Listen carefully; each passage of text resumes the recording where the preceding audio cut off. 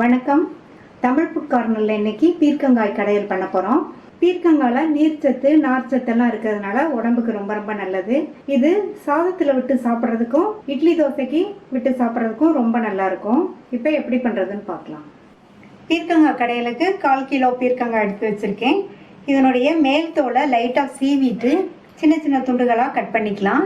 பீர்க்கங்காயை சமைக்கிறதுக்கு முன்னாடி ஒரு சின்ன பீஸ் எடுத்து சாப்பிட்டு பார்த்துக்கணும். கசப்பாக இருந்தால் அந்த பீர்க்கங்காயை யூஸ் பண்ண வேண்டாம். இந்த பேனில் பொடியாக கட் பண்ண 1/4 கிலோ பீர்க்கங்காய், கட் பண்ண 3 மீடியம் சைஸ் தக்காளி பழம், 7-8 சின்ன வெங்காயம், பொடியாக கட் பண்ண 2 பச்சை மிளகாய், 2 பிஞ்ச் மஞ்சள் தூள், 3/4 டீஸ்பூன் தனி மிளகாத்தூள், 1 டீஸ்பூன் கொத்தமல்லி விதையை 1-2 இடித்து சேர்த்துருக்கேன். இந்த மாதிரி இடித்து சேர்த்தோம்னா இந்த கடையல் நல்லா வாசனையாக டேஸ்ட்டாக இருக்கும். இந்த கடையலுக்கு தேவையான கல் உப்பு நான் 1 டீஸ்பூன் சேர்த்துருக்கேன். இது கூட 1/2 கப் தண்ணி சேர்த்துக்கலாம்.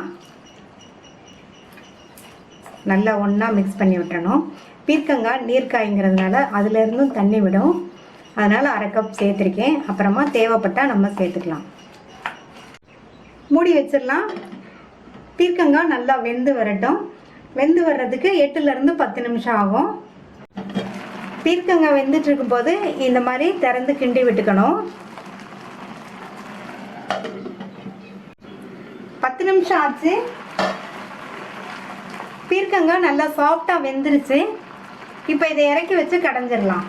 இப்போ இதை கடையணும். கீரை கடையிற மொத்தோ அல்லது ஹேண்ட் பிளெண்டரோ வச்சு கடைஞ்சிக்கலாம். அல்லது ஆறுனதுக்கப்புறமா மிக்சி ஜாரில் சேர்த்து விப்பரில் போட்டு அரைச்சிக்கலாம்.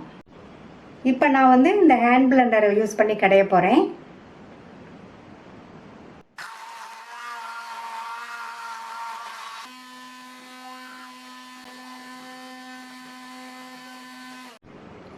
கடைஞ்சாச்சு.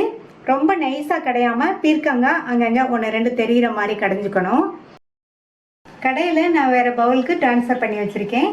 இந்த கடையில் கெட்டியாக இருக்குது. இது சாதத்தில் விட்டு சாப்பிட்றதுக்கு கரெக்டாக இருக்கும். நான் இன்றைக்கி இட்லிக்கு விட்டு சாப்பிட்ற மாதிரி பண்ண போகிறேன். அதனால் இதுக்கு சூடான தண்ணி கன்சிஸ்டன்சிக்கு தகுந்தபடி நம்ம சேர்த்துக்கணும். சூடான தண்ணி தான் சேர்க்கணும்.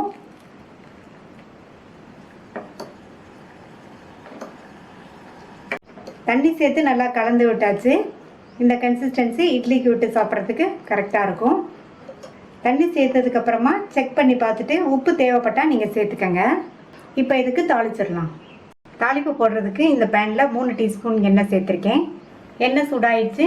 அதில் 1/2 டீஸ்பூன் கடுகு, கடுகு பொரிஞ்சதும் 1/2 டீஸ்பூன் உளுந்து, அடுத்து கறிவேப்பிலை, 3 சின்ன வெங்காயத்தை நல்லா பொடியாக கட் பண்ணி வச்சுருக்கேன். இந்த தாளிப்புக்கு இந்த மாதிரி சின்ன வெங்காயம் தாளிக்கும் போது சேர்த்தோம்னா கடையல் நல்லா வாசனையாக இருக்கும். ஒரு கட் பண்ண காஞ்ச மிளகாய் சேர்த்துக்கங்க. அடுத்து 1/4 டீஸ்பூன் பெருங்காய பவுடர். இதை நல்லா வதக்கி விட்டுக்கணும். வெங்காயம்லாம் நல்லா வதங்கணும். இப்போ வெங்காயம்லாம் நல்லா வதங்கிடுச்சு. கடையில் இதில் சேர்த்துடலாம். நல்லா கலந்து விட்டலாம்.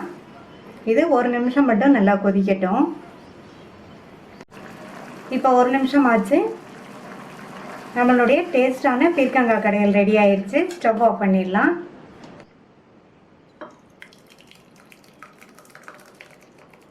இந்த டேஸ்டான பீர்க்கங்காய் கடையலை நீங்களும் ஒரு தடவை ட்ரை பண்ணி பார்த்துட்டு உங்கள் கமெண்ட்ஸை சொல்லுங்கள்.